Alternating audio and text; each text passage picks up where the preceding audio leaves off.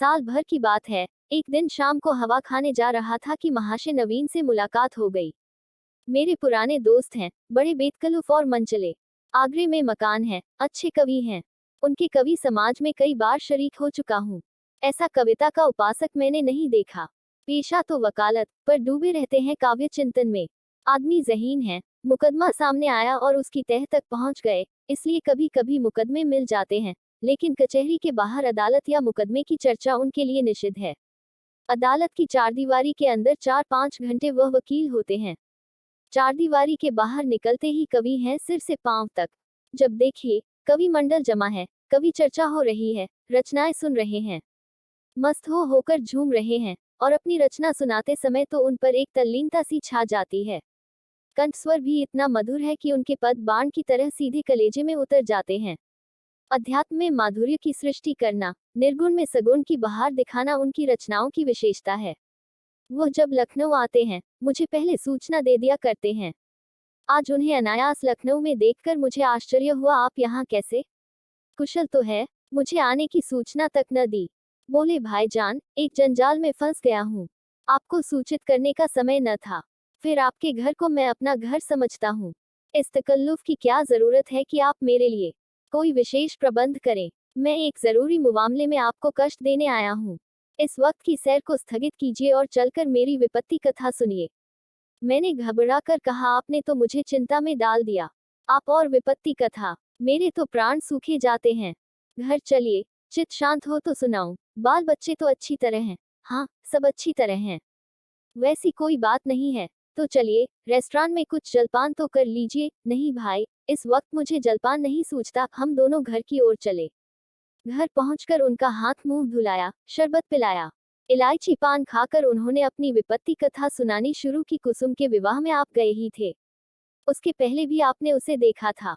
मेरा विचार है कि किसी सरल प्रकृति के युवक को आकर्षित करने के लिए जिन गुणों की जरूरत है, वो सब उसमें मौजूद हैं।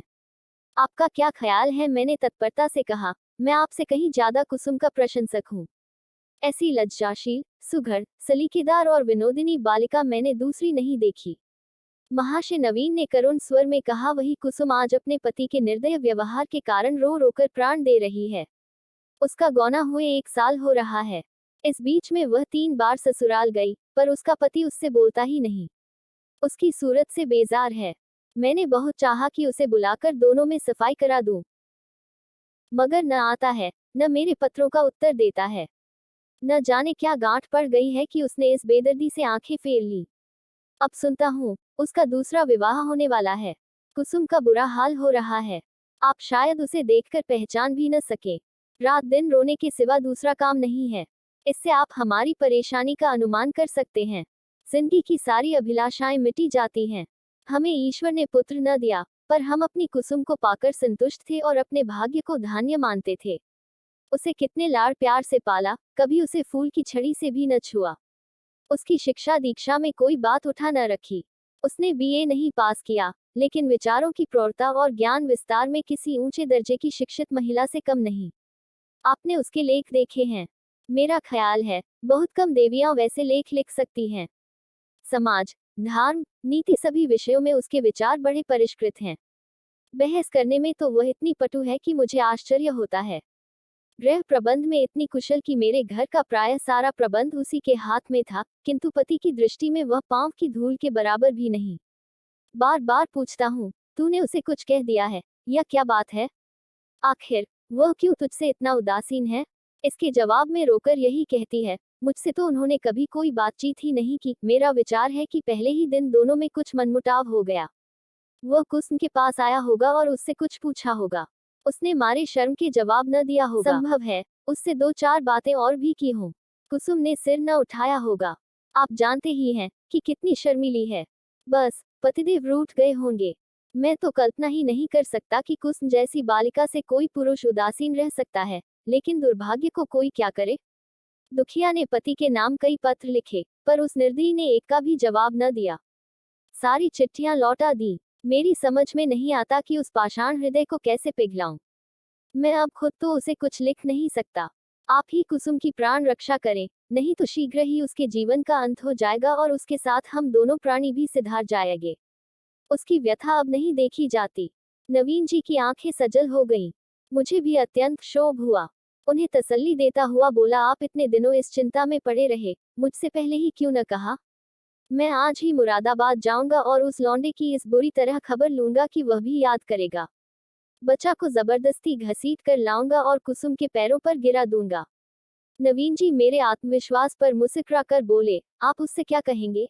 यह न पूछिए। वशीकरण के जितने मंत्र हैं, उन सभी की परीक्षा करूंगा तो आप कदापि सफल न होंगे। वह इतना शीलवान, इतना विनम्र, इतना प्रसन्नमुख है, इतना मधुर भाषी कि आप वहां से उसके भक्त होकर लौटेंगे। वह नित्य आपके सामने हाथ बांधे खड़ा रहेगा। आपकी सारी कठोरता शांत हो जाएगी। आपके लिए तो एक ही साधन है। आपके कलम में जादू है। आपने कितने ही युवकों को सन्मार्ग पर लगाया है। हृदय में सोई हुई मानवता को जगाना आपका कर्तव्य है। मैं चाहता हूँ आप कुसुम की ओर से ऐसा करुणाजनक, ऐसा दिल हिला देने वाला पत्र लिखें कि वह लज्जित हो जाए और उसकी प्रेम भावना सचेत हो उठे।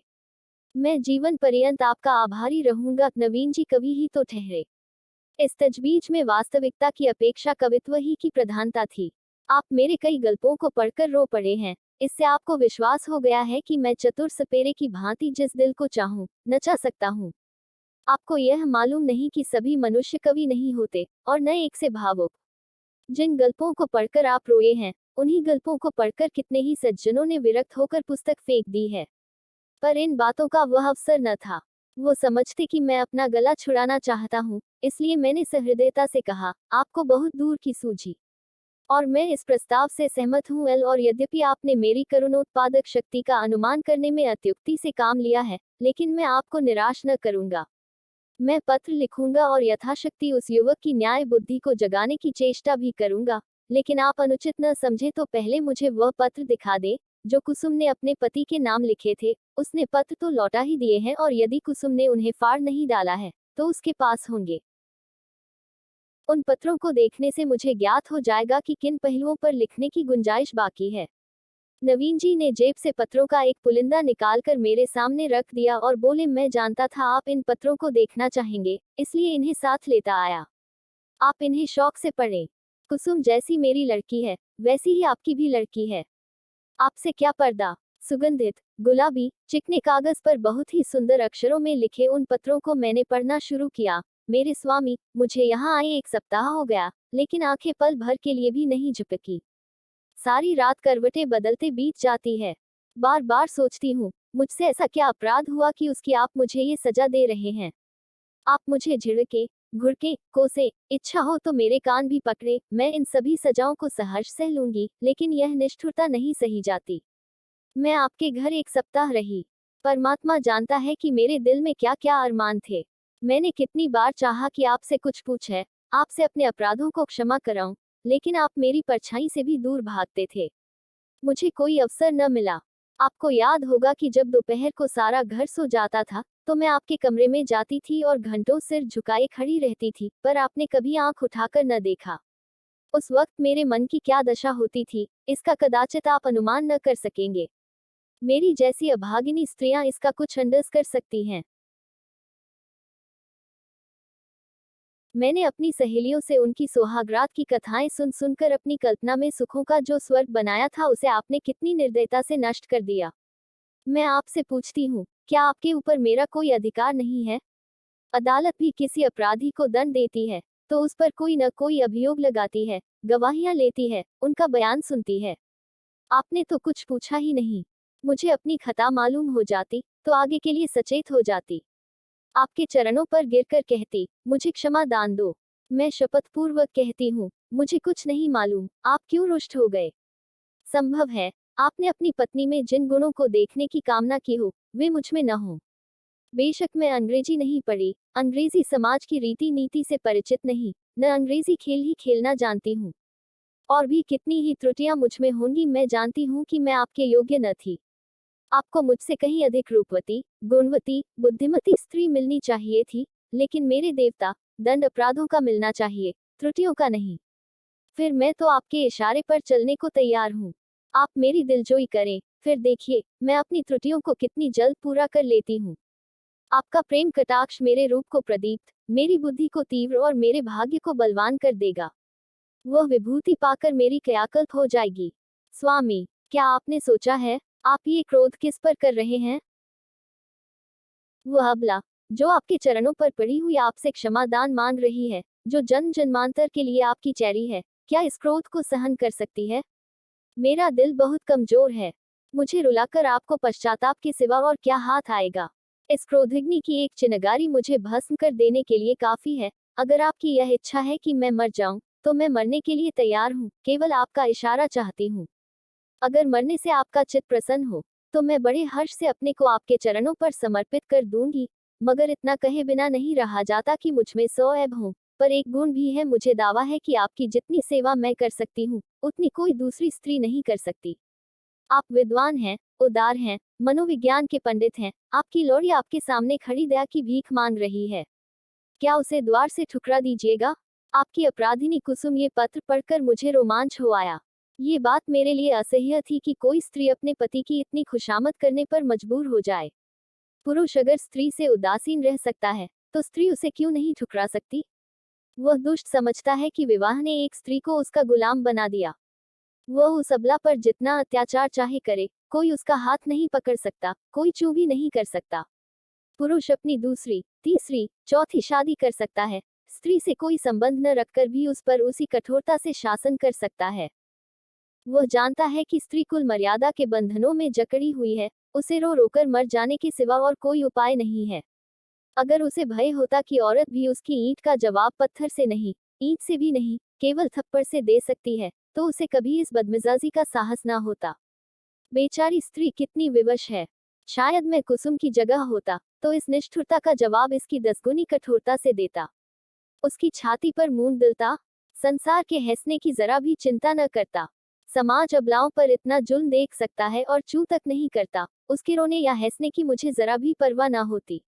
अरे अभागे युवक, तुझे खबर नहीं, तू अपने भविष्य की गर्दन पर कितनी बेदर्दी से छुरी फेर रहा है। यह वह समय है जब पुरुष को अपने प्रणय भंडार से स्त्री के माता पिता, भाई बहन, सखियां सहेलियां, सभी के प्रेम की पूर्ति करनी पड़ती है। अगर पुरुष में ये सामर्थ्य नहीं है तो स्त्री की क्षुधित आत्मा को कैसे संतुष्ट रख सकेगा? परिणाम वही होगा जो बहुधा होता है। अबला कुड़-कुड़कर मर जाती है। यही वह समय है जिसकी स्मृति जीवन में सदैव के लिए मिठास पैदा कर देती है। स्त्री की प्रेम सुधा इतनी तीव्र होती है कि वह पति का स्नेह पाकर अपना जीवन सफल समझती है और इस प्रेम के आधार पर जीवन के सारे कष्टों को हैस खेलकर सह लेती है। यही वह समय है जब हृदय में प्रेम का बसंत आता है और उसमें नई नई आशा कोमपलें निकलने लगती हैं। ऐसा कौन निर्दयी है जो इस ऋतु में उस वृक्ष पर कुल्हाड़ी चलाएगा? यही वह समय है जब शिकारी किसी पक्षी को उसके बसेरे से लाकर पिंजरे में बंद कर देता है। क्या वह उसकी गर्दन पर छुरी चलाकर उसका मधुर गान सुनने की आशा रखता है? मैंने दूसरा पत्र पढ़ना शुरू किया। मेरे जीवन धान 2 सप्ताह जवाब की प्रतीक्षा करने के बाद आज फिर यही उलाहना देने बैठी हूँ। जब मैंने वह पत्र लिखा था, तो मेरा मन गवाही दे रहा था कि उसका उत्तर जरूर आएगा। आशा के विरुद्ध आशा लगाए हुए थी। मेरा मन अब भी इसे स्वीकार नहीं करता कि जानबूझकर उसका उत्तर नहीं दिया। कदाचित आपको अवकाश नहीं मिला, या ईश्वर न करे, कहीं आप अस्वस्थ तो नहीं हो गए? किससे पूछूं? इस विचार से ही मेरा हृदय कांप रहा है। मेरी ईश्वर से यही प्रार्थना है कि आप प्रसन्न और स्वस्थ हों। पत्र मुझे न लिखें, न सही, रोकर चुप ही तो हो जाऊंगी। आपको ईश्वर का वास्ता है, अगर आपको किसी प्रकार का कष्ट हो, तो मुझे तुरंत पत्र लिखिए, मैं किसी को साथ लेकर आ जाऊंगी। मर्यादा और परिपाटी के बंधनों से मेरा जी घबराता है। ऐसी दशा में भी यदि आप मुझे अपनी सेवा से वंचित रखते हैं, तो आप मुझसे मेरा वह अधिकार छीन रहे हैं, जो मेरे जीवन की सबसे मूल्यवान वस्तु है। मैं आपसे और कुछ नहीं मांगती, आप मुझे मोटे से मोटा खिलाए, मोटे से मोटा पहनाए, मुझे जरा भी शिकायत ना होगी। मैं आपके साथ घोर से घोर विपत्ति में भी प्रसन्न रहूंगी। मुझे आभूषणों की लालसा नहीं, महल में रहने की लालसा नहीं, सैर तमाशे की लालसा नहीं, धान बटोरने की लालसा नहीं। मेरे जीवन का उद्देश्य केवल आपकी सेवा करना है। यही उसका ध्येय है। मेरे लिए दुनिया में कोई देवता नहीं, कोई गुरु नहीं, कोई हाकिम नहीं। मेरे देवता आप हैं, मेरे राजा आप हैं। मुझे अपने चरणों से न हटाए, मुझे ठुकराए नहीं। मैं सेवा और प्रेम के फूल लिए, कर्तव्य और व्रत की भेंट अंचल में सजाए आपकी सेवा में आई हूँ। मुझे इस भेंट को, इन फूलों को अपने चरणों पर रखने दीजिए। उपासक का काम तो पूजा करना है। देवता उसकी पूजा स्वीकार करता है या नहीं, ये सोचना उसका धर्म नहीं। मेरे सिरताज, शायद आपको पता नहीं आजकल मेरी क्या दशा है। यदि मालूम होता तो आप इस निष्ठुरता का व्यवहार न करते। आप पुरुष हैं, आपके हृदय में दया है, सहानुभूति है, उदारता है। मैं विश्वास नहीं कर सकती कि आप मुझ जैसी नाचीज पर क्रोध कर सकते हैं। मैं आपकी दया के योग्य हूँ। कितनी दुर्बल, कितनी अपंग, कितनी बेज़बान। आप सूर्य हैं, मैं अणु हूँ। आप अग्नि हैं, मैं तृण हूँ। आप राजा हैं, मैं भिखारिन हूँ। क्रोध तो बराबर वालों पर करना चाहिए। मैं भला आपके क्रोध का आघात कैसे सह सकती हूँ? अगर आप समझते हैं कि मैं आपकी सेवा के योग्य नहीं हूँ, तो मुझे अपने हाथों से विष का प्याला दे दीजिए। मैं उसे सुधा समझकर सिर और आंखों से लगाऊंगी और आंखें बंद करके पी जाऊंगी। जब जीवन आपकी भेंट हो गया, तो आप मारें या जलाएं, यह आपकी इच्छा है। मुझे यही संतोष काफी है कि मेरी मृत्यु से आप निश्चिंत हो गए। मैं तो इतना ही जानती हूँ कि मैं आपकी हूँ और सदैव आपकी रहूंगी, इस जीवन में ही नहीं, बल्कि अनंत तक। अभागिनी, कुसुम ये पत्र पढ़कर मुझे कुसुम पर भी झुंझलाहट आने लगी और उस लौंडे से घृणा हो गई। माना, तुम स्त्री हो, आजकल के प्रथानुसार पुरुष को तुम्हारे ऊपर हर तरह का अधिकार है, लेकिन नम्रता की भी तो कोई सीमा होती है। तो उसे भी चाहिए कि उसकी बात न पूछे। स्त्रियों को धर्म और त्याग का पाठ पढ़ाकर हमने उनके आत्मसम्मान और आत्मविश्वास दोनों ही का अंत कर दिया। अगर पुरुष स्त्री का मुहताज नहीं, तो स्त्री भी पुरुष की मुहताज क्यों है? ईश्वर ने पुरुष को हाथ दिए हैं, तो क्या स्त्री को उससे वंचित रखा है? पुरुष के पास बुद्धि है, तो क्या स्त्री अबोधा है? इसी नम्रता ने तो मर्दों का मिजाज आसमान पर पहुंचा दिया। पुरुष रूठ गया, तो स्त्री के लिए मानो प्रलय आ गया। मैं तो समझता हूँ, कुसुम नहीं, उसका अभागा पति ही दया के योग्य है, जो कुसुम जैसी स्त्री की कद्र नहीं कर सकता। मुझे ऐसा संदेह होने लगा कि इस लौंडे ने कोई दूसरा रोग पाल रखा है, किसी शिकारी के रंगीन जाल में फंसा हुआ है। खैर, मैंने तीसरा पत्र खोला। प्रियतम, अब मुझे मालूम हो गया कि मेरी जिंदगी निरुद्देश्य है। जिस फूल को देखने वाला, चुनने वाला कोई नहीं, वह खिले तो क्यों? क्या इसीलिए कि मुरझाकर जमीन पर गिर पड़े और पैरों से कुचल दिया जाए? मैं आपके घर में 1 महीना रहकर दोबारा आई हूँ। ससुर जी ही ने मुझे बुलाया, ससुर जी ही ने मुझे विदा कर दिया। इतने दिनों में आपने एक बार भी मुझे दर्शन न दिए। आप दिन में 20 ही बार घर में आते थे, अपने भाई बहनों से हंसते बोलते थे, या मित्रों के साथ सैर तमाशे देखते थे, लेकिन मेरे पास आने की आपने कसम खा ली थी। मैंने कितनी बार आपके पास संदेश भेजे, कितना अनुनय विनय किया, कितनी बार बेशर्मी करके आपके कमरे में गई, लेकिन आपने कभी मुझे आंख उठाकर भी न देखा। मैं तो कल्पना ही नहीं कर सकती कि कोई प्राणी इतना हृदयहीन हो सकता है। प्रेम के योग्य नहीं, विश्वास के योग्य नहीं, सेवा करने के भी योग्य नहीं, तो क्या दया के भी योग्य नहीं? मैंने उस दिन कितनी मेहनत और प्रेम से आपके लिए रसगुल्ले बनाए थे, आपने उन्हें हाथ से छुआ भी नहीं। जब आप मुझसे इतने विरक्त हैं, तो मेरी समझ में नहीं आता कि जीकर क्या करूं। न जाने ये कौन सी आशा है जो मुझे जीवित रखे हुए है। क्या अंधेर है कि आप सजा तो देते हैं, पर अपराध नहीं बतलाते? ये कौन सी नीति है? आपको ज्ञात है, इस 1 मास में मैंने मुश्किल से 10 दिन आपके घर में भोजन किया होगा। मैं इतनी कमजोर हो गई हूँ कि चलती हूँ तो आंखों के सामने अंधेरा छा जाता है। आंखों में जैसे ज्योति ही नहीं रही, हृदय में मानो रक्त का संचालन ही नहीं रहा। खैर, सता लीजिए, जितना जी चाहे। इस अनीति का अंत भी एक दिन हो ही जाएगा। अब तो मृत्यु ही पर सारी आशाएं टिकी हुई हैं।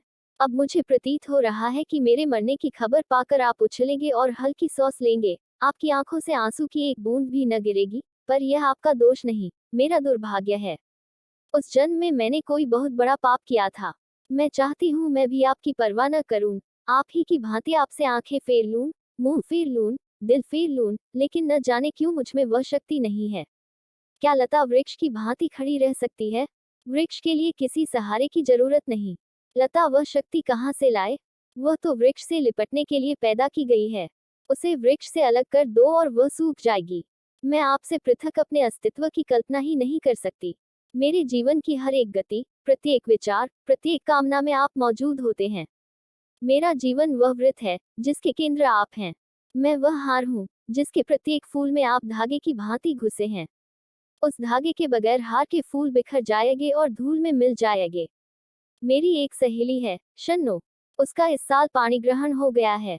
उसका पति जब ससुराल आता है, शन्नो के पांव जमीन पर नहीं पड़ते। दिन भर में न जाने कितने रूप बदलती है। मुख कमल खिल जाता है, उल्लास संभाले नहीं संभलता, उसे बिखेरती लुटाती चलती है, हम जैसे अभागों के लिए। जब आकर मेरे गले से लिपट जाती है, तो हर्ष और उन्माद की वर्षा से जैसे मैं लथपथ हो जाती हूँ। दोनों अनुराग से मतवाले हो रहे हैं। उनके पास धन नहीं है, जायदाद नहीं है, मगर अपनी दरिद्रता में ही मगन है। इस अखंड प्रेम का एक क्षण, उसकी तुलना में संसार की कौन सी वस्तु रखी जा सकती है। मैं जानती है, ये रंगरेलियां और बेफिक्रियां बहुत दिन न रहेंगी। जीवन की चिंताएं और दुराशाएं उन्हें भी परास्त कर देंगी, लेकिन ये मधुर स्मृतियां संचित धान की भांति अंत तक उन्हें सहारा देती रहेंगी। प्रेम में भीगी हुई सूखी रोटियां, प्रेम में रंगे हुए मोटे कपड़े और प्रेम के प्रकाश से आलोकित छोटी सी कोठरी, अपनी इस विपन्नता में भी वह स्वाद, वह शोभा और वह विश्राम रखती है, जो शायद देवताओं को स्वर्ग में भी नसीब नहीं। जब शन्नो का पति अपने घर चला जाता है, तो वह दुखिया किस तरह फूट फूट कर रोती है कि मेरा हृदय गदगद हो जाता है। उसके पत्र आ जाते हैं, तो मानो उसे कोई विभूति मिल जाती है। उसके रोने में भी, उसकी विफलताओं में भी, उसके उपालंभों में भी एक स्वाद है, एक रस है। उसके आंसू व्यग्रता और विह्वलता के हैं, मेरे आंसू निराशा और दुख के। उसकी व्याकुलता में प्रतीक्षा और उल्लास है, मेरी व्याकुलता में दैन्य और परवशता। उसके उपालंब में अधिकार और ममता है, मेरे उपालंब में भग्नता और रुदन। पत्र लंबा हुआ जाता है और दिल का बोझ हल्का नहीं होता। भयंकर गर्मी पड़ रही है। दादा मुझे मसूरी ले जाने का विचार कर रहे हैं। मेरी दुर्बलता से उन्हें टीबी का संदेह हो रहा है। वह नहीं जानते कि मेरे लिए मसूरी नहीं, स्वर्ग भी काल कोठरी है। अभागिन कुसुम मेरे पत्थर के देवता, कल मसूरी से लौट आई। लोग कहते हैं, बड़ा स्वास्थ्यवर्धक और रमणीक स्थान है, होगा। मैं तो एक दिन भी कमरे से नहीं निकली। भग्न हृदयों के लिए संसार सुना है। मैंने रात एक बड़े मजे का सपना देखा। बतलाऊं, पर क्या फायदा? न जाने क्यों मैं अब भी मौत से डरती हूँ। आशा का कच्चा धागा मुझे अब भी जीवन से बांधे हुए है। जीवन उद्यान के द्वार पर जाकर बिना सैर किए लौट आना कितना हसरतनाक है। अंदर क्या सुषमा है, क्या आनंद है। मेरे लिए वह द्वार ही बंद है। कितनी अभिलाषाओं से विहार का आनंद उठाने चली थी, कितनी तैयारियों से, पर मेरे पहुंचते ही द्वार बंद हो गया है। अच्छा बतलाओ, मैं मर जाऊंगी तो मेरी लाश पर आंसू की 2 बूंदें गिराओगे? जिसकी जिंदगी भर की जिम्मेदारी ली थी, जिसकी सदैव के लिए बौह पकड़ी थी, क्या उसके साथ इतनी भी उदारता न करोगे? मरने वालों के अपराध सभी क्षमा कर दिया करते हैं, तुम भी क्षमा कर देना। आकर मेरे शव को अपने हाथों से नहलाना, अपने हाथ से सुहाग के सिंदूर लगाना, अपने हाथ से सुहाग की चूड़ियां पहनाना, अपने हाथ से मेरे मुंह में गंगाजल डालना, 2-4 पग कंधा दे देना, बस मेरी आत्मा संतुष्ट हो जाएगी और तुम्हें आशीर्वाद देगी। मैं वचन देती हूँ कि मालिक के दरबार में तुम्हारा यश गाऊंगी। क्या ये भी महंगा सौदा है? इतने से शिष्टाचार से तुम अपनी सारी जिम्मेदारियों से मुक्त हुए जाते हो।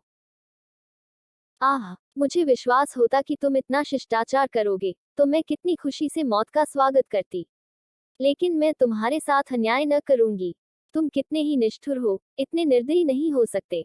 मैं जानती हूँ, तुम ये समाचार पाते ही आओगे और शायद एक क्षण के लिए मेरी शोक मृत्यु पर तुम्हारी आंखें रो पड़े। कहीं मैं अपने जीवन में वह शुभ अवसर देख सकती। अच्छा, क्या मैं एक प्रश्न पूछ सकती हूँ? नाराज न होना, क्या मेरी जगह किसी और सौभाग्यवती ने ले ली है? अगर ऐसा है, तो बधाई। जरा उसका चित्र मेरे पास भेज देना। मैं उसकी पूजा करूंगी, उसके चरणों पर शीश नवाऊंगी। मैं जिस देवता को प्रसन्न न कर सकी, उसी देवता से उसने वरदान प्राप्त कर लिया। ऐसी सौभागिनी के तो चरण धो धो पीना चाहिए। मेरी हार्दिक इच्छा है कि तुम उसके साथ सुखी रहो। यदि मैं उस देवी की कुछ सेवा कर सकती, अप्रोक्ष न सही, परोक्ष रूप से ही तुम्हारे कुछ काम आ सकती। अब मुझे केवल उसका शुभ नाम और स्थान बता दो, मैं सिर के बल दौड़ी हुई उसके पास जाऊंगी और कहूंगी, देवी, तुम्हारी लोड़ी हूँ, इसलिए कि तुम मेरे स्वामी की प्रेमिका हो। मुझे अपने चरणों में शरण दो। मैं तुम्हारे लिए फूलों की सेज बिछाऊंगी, तुम्हारी मांग मोतियों से भरूंगी, तुम्हारी एड़ियों में महावर रचाऊंगी। यह मेरी जीवन की साधना होगी। यह न समझना कि मैं जलूंगी या कुढ़ूंगी। जलन तब होती है, जब कोई मुझसे मेरी वस्तु छीन रहा हो। जिस वस्तु को अपना समझने का मुझे कभी सौभाग्य न हुआ, उसके लिए मुझे जलन क्यों हो? अभी बहुत कुछ लिखना था, लेकिन डॉक्टर साहब आ गए हैं। बेचारा हृदयदाह को टीबी। समझ रहा है। दू ख की सिताई हुई, कुसुम इन दोनों पत्रों ने धैर्य का प्याला भर दिया। मैं बहुत ही आवेशहीन आदमी हूँ। भावुकता मुझे छू भी नहीं गई। अधिकांश कलाविदों की भांति मैं भी शब्दों से आंदोलित नहीं होता। क्या वस्तु दिल से निकलती है? क्या वस्तु केवल मर्म को स्पर्श करने के लिए लिखी गई है? ये भेद बहुधा मेरे साहित्यिक आनंद में बाधक हो जाता है, लेकिन इन पत्रों ने मुझे आपे से बाहर कर दिया। एक स्थान पर तो सचमुच मेरी आंखें भर आईं। ये भावना कितनी वेदनापूर्ण थी कि वही बालिका, जिस पर माता पिता प्राण छिड़कते रहते थे, विवाह होते ही इतनी विपदग्रस्त हो जाए। विवाह क्या हुआ, मानो उसकी चिता बनी, या उसकी मौत का परवाना लिखा गया। इसमें संदेह नहीं कि ऐसी वैवाहिक दुर्घटनाएं कम होती हैं, लेकिन समाज की वर्तमान दशा में उनकी संभावना बनी रहती है। जब तक स्त्री पुरुष के अधिकार समान न होंगे, ऐसे आघात नित्य होते रहेंगे। दुर्बल को सताना कदाचित प्राणियों का स्वभाव है। काटने वाले कुत्तों से लोग दूर भागते हैं, सीधे कुत्ते पर बालवृंद विनोद के लिए पत्थर फेंकते हैं। तुम्हारे दो नौकर एक ही श्रेणी के हों, उनमें कभी झगड़ा न होगा, लेकिन आज उनमें से एक को अफसर और दूसरे को उसका मातहत बना दो, फिर देखो अफसर साहब अपने मातहत पर कितना रोब जमाते हैं। सुखमय दाम्पत्य की नींव अधिकार साम्य ही पर रखी जा सकती है। इस वैषम्य में प्रेम का निवास हो सकता है, मुझे तो इसमें संदेह है। हम आज जिसे स्त्री पुरुषों में प्रेम कहते हैं, वह वही प्रेम है जो स्वामी को अपने पशु से होता है। पशु सिर झुकाए काम किए चला जाए, स्वामी उसे भूसा और खली भी देगा, और उसकी देह भी सहलाएगा, उसे आभूषण भी पहनाएगा, लेकिन जानवर ने जरा चाल धीमी की, जरा गर्दन टेढ़ी की कि मालिक का चाबुक पीठ पर पड़ा। इसे प्रेम नहीं कहते। खैर, मैंने 5वां पत्र खोला। जैसा मुझे विश्वास था आपने मेरे पिछले पत्र का भी उत्तर न दिया, इसका खुला हुआ अर्थ है कि आपने मुझे परित्याग करने का संकल्प कर लिया है। जैसी आपकी इच्छा। पुरुष के लिए स्त्री पांव की जूती है, स्त्री के लिए तो पुरुष देवतुल्य है, बल्कि देवता से भी बढ़कर। विवेक का उदय होते ही वह पति की कल्पना करने लगती है। मैंने भी वही किया। जिस समय मैं गुड़िया खेलती थी, उसी समय आपने गुड्डे के रूप में मेरे मनोदेश में प्रवेश किया। मैंने आपके चरणों को पखारा, माला फूल और नैवेद्य से आपका सत्कार किया।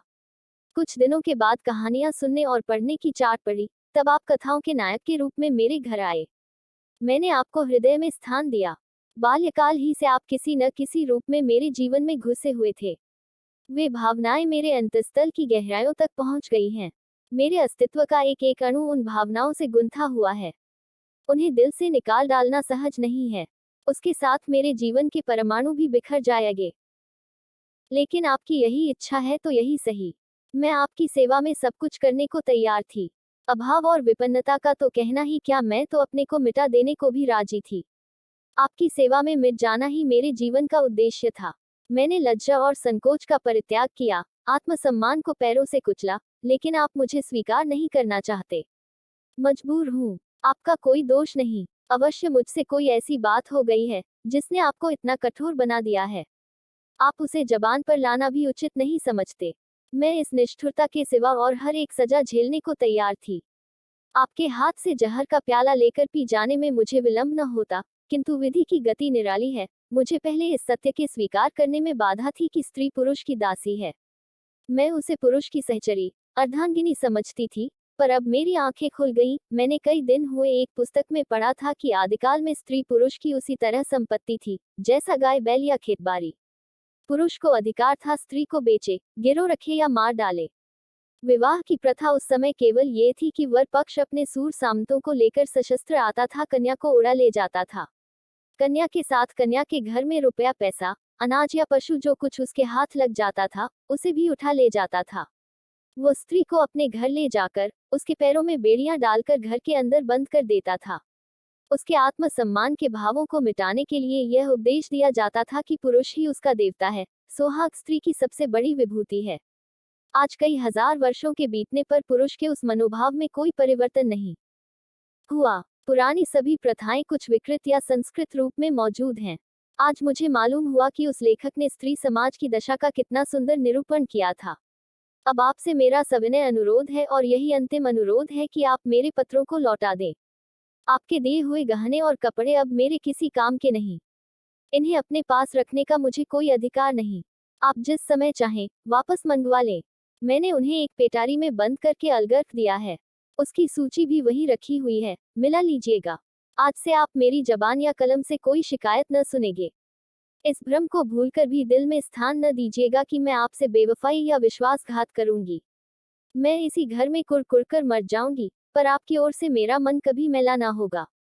मैं जिस जलवायु में पली हूँ, उसका मूल तत्व है पति में श्रद्धा। ईर्ष्या या जलन भी उस भावना को मेरे दिल से नहीं निकाल सकती। मैं आपकी कुल मर्यादा की रक्षिका हूँ। उस अमानत में जीते जी खनायत न करूंगी।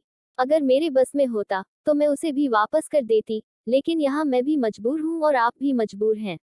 मेरी ईश्वर से यही विनती है कि आप जहाँ रहें, कुशल से रहें।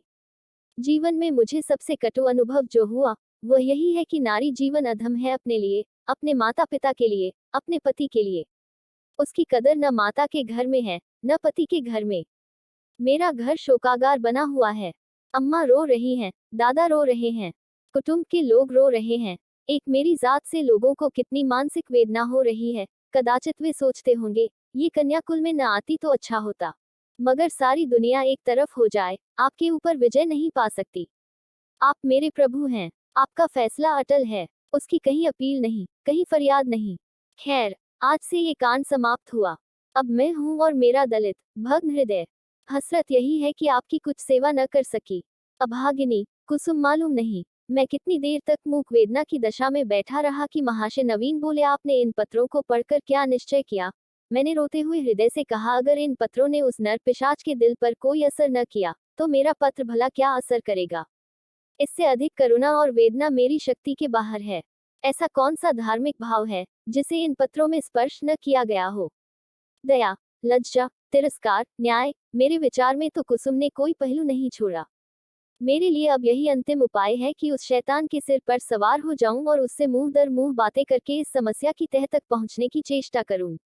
अगर उसने मुझे कोई संतोषप्रद उत्तर न दिया, तो मैं उसका और अपना खून एक कर दूंगा। या तो मुझी को फांसी होगी, या वही काले पानी जाएगा। कुसुम ने जिस धैर्य और साहस से काम लिया है, वह सराहनीय है। आप उसे सांत्वना दीजिएगा। मैं आज रात की गाड़ी से मुरादाबाद जाऊंगा और परसों तक जैसी कुछ परिस्थिति होगी, उसकी आपको सूचना दूंगा। मुझे तो यह कोई चरित्रहीन और बुद्धिहीन युवक मालूम होता है। मैं उस बहक में जाने क्या क्या बकता रहा। इसके बाद हम दोनों भोजन करके स्टेशन चले। वो आगरे गए, मैंने मुरादाबाद का रास्ता लिया। उनके प्राण अब भी सूखे जाते थे कि क्रोध के आवेश में कोई पागलपन न कर बैठूं। मेरे बहुत समझाने पर उनका चित्त शांत हुआ। मैं प्रातःकाल मुरादाबाद पहुंचा और जांच शुरू कर दी। इस युवक के चरित्र के विषय में मुझे जो संदेह था, वह गलत निकला। मोहल्ले में, कॉलेज में, उसके इष्ट मित्रों में, सभी उसके प्रशंसक थे। अंधेरा और गहरा होता हुआ जान पड़ा। संध्या समय मैं उसके घर जा पहुंचा। जिस निष्कपट भाव से वह दौड़कर मेरे पैरों पर झुका, वह मैं नहीं भूल सकता। ऐसा वाचतुर, ऐसा सुशील और विनीत युवक मैंने नहीं देखा। बाहर और भीतर में इतना आकाश पाताल का अंतर मैंने कभी न देखा था। मैंने कुशल क्षेम और शिष्टाचार के 2-4 वाक्यों के बाद पूछा, तुमसे मिलकर चित्त प्रसन्न हुआ, लेकिन आखिर कुसुम ने क्या अपराध किया है, जिसका तुम उसे इतना कठोर दंड दे रहे हो? उसने तुम्हारे पास कई पत्र लिखे, तुमने एक का भी उत्तर न दिया। वह 2-3 बार यहाँ भी आई, पर तुम उससे बोले तक नहीं। क्या उस निर्दोष बालिका के साथ तुम्हारा यह अन्याय नहीं है? युवक ने लज्जित भाव से कहा, बहुत अच्छा होता कि आपने इस प्रश्न को न उठाया होता। उसका जवाब देना मेरे लिए बहुत मुश्किल है। मैंने तो इसे आप लोगों के अनुमान पर छोड़ दिया था, लेकिन इस गलतफहमी को दूर करने के लिए मुझे विवश होकर कहना पड़ेगा। ये कहते कहते वह चुप हो गया। बिजली की बत्ती पर भांति भांति के कीट पतंगे जमा हो गए। कई झींगुर उछल उछलकर मुंह पर आ जाते थे, और जैसे मनुष्य पर अपनी विजय का परिचय देकर उड़ जाते थे। एक बड़ा सा अंकफोड़ भी मेज पर बैठा था और शायद जस्त मारने के लिए अपनी देह तौल रहा था। युवक ने एक पंखा लाकर मेज पर रख दिया, जिसने विजयी कीट पतंगों को दिखा दिया कि मनुष्य इतना निर्बल नहीं है, जितना वे समझ रहे थे। एक क्षण में मैदान साफ हो गया और हमारी बातों में दखल देने वाला कोई न रहा। युवक ने सकुचाते हुए कहा, संभव है आप मुझे अत्यंत लोभी, कमीना और स्वार्थी समझें, लेकिन यथार्थ यह है कि इस विवाह से मेरी वह अभिलाषा न पूरी हुई, जो मुझे प्राणों से भी प्रिय थी। मैं विवाह पर रजामंद न था, अपने पैरों में बेड़ियां न डालना चाहता था, किंतु जब महाशय नवीन बहुत पीछे पड़ गए और उनकी बातों से मुझे यह आशा हुई कि वह सब प्रकार से मेरी सहायता करने को तैयार हैं, तब मैं राजी हो गया। पर विवाह होने के बाद उन्होंने मेरी बात भी न पूछी, मुझे एक पत्र भी न लिखा कि कब तक वह मुझे विलायत भेजने का प्रबंध कर सकेंगे। हालांकि मैंने अपनी इच्छा उन पर पहले ही प्रकट कर दी थी, पर उन्होंने मुझे निराश करना ही उचित समझा। उनकी इस अकृपा ने मेरे सारे मंसूबे धूल में मिला दिए। मेरे लिए अब इसके सिवा और क्या रह गया है कि एलएलबी पास कर लूं और कचहरी में जूती फटफटाता फिरूं। मैंने पूछा, तो आखिर तुम नवीन जी से क्या चाहते हो? लेन देन में तो उन्होंने शिकायत का कोई अवसर नहीं दिया। तुम्हें विलायत भेजने का खर्च तो शायद उनके काबू से बाहर हो। युवक ने सिर झुकाकर कहा, तो यह उन्हें पहले ही मुझसे कह देना चाहिए था। फिर मैं विवाह ही क्यों करता? उन्होंने चाहे कितना ही खर्च कर डाला हो, पर इससे मेरा क्या उपकार हुआ? दोनों तरफ से 10-12 हजार रुपये खाक में मिल गए और उनके साथ मेरी अभिलाषाएं खाक में मिल गईं। पिताजी पर तो कई हजार का ऋण हो गया है। वो अब मुझे इंग्लैंड नहीं भेज सकते। क्या पूज्य नवीन जी चाहते तो मुझे इंग्लैंड न भेज देते? उनके लिए 10-5 हजार की कोई हकीकत नहीं। मैं सन्नाटे में आ गया। मेरे मुंह से अनायास निकल गया, छी! वाह री दुनिया, और वाह रे हिंदू समाज! तेरे यहाँ ऐसे ऐसे स्वार्थ के दास पड़े हुए हैं, जो एक अबला का जीवन संकट में डालकर उसके पिता पर ऐसे अत्याचारपूर्ण दबाव डालकर ऊंचा पद प्राप्त करना चाहते हैं। विद्यार्जन के लिए विदेश जाना बुरा नहीं। ईश्वर सामर्थ्य दे तो शौक से जाओ, किंतु पत्नी का परित्याग करके ससुर पर इसका भार रखना निर्लजता की पराकाष्ठा है। तारीफ की बात तो तब थी कि तुम अपने पुरुषार्थ से जाते। इस तरह किसी की गर्दन पर सवार होकर अपना आत्मसम्मान बेचकर गए तो क्या गए? इस पामक की दृष्टि में कुसुम का कोई मूल्य ही नहीं। वह केवल उसकी स्वार्थ सिद्धि का साधन मात्र है। ऐसे नीच प्रकृति के आदमी से कुछ तर्क करना व्यर्थ था। परिस्थिति ने हमारी चुटिया उसके हाथ में रखी थी और हमें उसके चरणों पर सिर झुकाने के सिवाय और कोई उपाय न था। दूसरी गाड़ी से मैं आगरे जा पहुंचा और नवीन जी से यह वृतांत कहा। उन बेचारे को क्या मालूम था कि यहाँ सारी जिम्मेदारी उन्हीं के सिर डाल दी गई है। यद्यपि इस मंदी ने उनकी वकालत भी ठंडी कर रखी है और वह 10-5 हजार का खर्च सुगमता से नहीं उठा सकते, लेकिन इस युवक ने उनसे इसका संकेत भी किया होता तो वह अवश्य कोई न कोई उपाय करते। कुसुम के सिवा दूसरा उनका कौन बैठा हुआ है? उन बेचारे को तो इस बात का ज्ञान ही न था। अतएव मैंने यूं ही उनसे ये समाचार कहा तो वह बोल उठे, छी! इस जरा सी बात को इस भले आदमी ने इतना तूल दे दिया। आप आज ही उसे लिख दें कि वह जिस वक्त जहां पढ़ने के लिए जाना चाहे, शौक से जा सकता है। मैं उसका सारा भार स्वीकार करता हूँ। साल भर तक निर्दयी ने कुसुम को रुला रुला कर मार डाला। घर में इसकी चर्चा हुई। कुसुम ने भी माँ से सुना। मालूम हुआ 1,000 का चेक उसके पति के नाम भेजा जा रहा है, पर इस तरह जैसे किसी संकट का मोचन करने के लिए अनुष्ठान किया जा रहा हो। कुसुम ने भरीकुटी सिकोड़कर कहा, अम्मा, दादा से कह दो, कहीं रुपये भेजने की जरूरत नहीं। माता ने विस्मित होकर बालिका की ओर देखा, कैसे रुपये? अच्छा, वह क्यों, इसमें क्या हर्ज है? लड़के का मन है तो विलायत जाकर पढ़े। हम क्यों रोकने लगे? यूं भी उसी का है, वो भी उसी का नाम है। हमें कौन छाती पर लाद कर ले जाना है? नहीं, आप दादा से कह दीजिए, एक पाई न भेजे, आखिर इसमें क्या बुराई है? इसीलिए कि यह उसी तरह की डाकाजनी है जैसी बदमाश लोग किया करते हैं। किसी आदमी को पकड़कर ले गए और उसके घर वालों से उसके मुक्तिधन के तौर पर अच्छी रकम ऐंठ ली। माता ने तिरस्कार की आंखों से देखा। कैसी बातें करती हो बेटी? इतने दिनों के बाद तो जाके देवता सीधे हुए हैं और तुम उन्हें फिर चिढ़ाई देती हो। कुसुम ने झल्ला कर कहा, ऐसे देवता का रूठे रहना ही अच्छा। जो आदमी इतना स्वार्थी, इतना दम्भी, इतना नीच है, उसके साथ मेरा निर्वाह ना होगा। मैं कह देती हूँ, वहां रुके गए तो मैं जहर खा लूंगी। इसे दिल्लगी न समझना। मैं ऐसे आदमी का मुंह भी नहीं देखना चाहती। दादा से कह देना, और अगर तुम्हें डर लगता हो तो मैं खुद कह दूं। मैंने स्वतंत्र रहने का निश्चय कर लिया है। माँ ने देखा, लड़की का मुखमंडल आरक्त हो उठा है। मानो इस प्रश्न पर वह न कुछ कहना चाहती है, न सुनना। दूसरे दिन नवीन जी ने ये हाल मुझसे कहा तो मैं एक आत्मविस्मृत की दशा में दौड़ा हुआ गया और कुसुम को गले लगा लिया। मैं नारियों में ऐसा ही आत्माभिमान देखना चाहता हूँ। कुसुम ने वह कर दिखाया जो मेरे मन में था और जिसे प्रकट करने का साहस मुझ में न था। साल भर हो गया है, कुसुम ने पति के पास एक पत्र भी नहीं लिखा और न उसका जिक्र ही करती है। नवीन जी ने कई बार जमाई को मना लाने की इच्छा प्रकट की, पर कुसुम उसका नाम भी सुनना नहीं चाहती। उसमें स्वावलंबन की ऐसी दृढ़ता आ गई है कि आश्चर्य होता है। उसके मुख पर निराशा और वेदना के पीलेपन और तेजहीनता की जगह स्वाभिमान और स्वतंत्रता की लाली और तेजस्विता भासित हो गई है।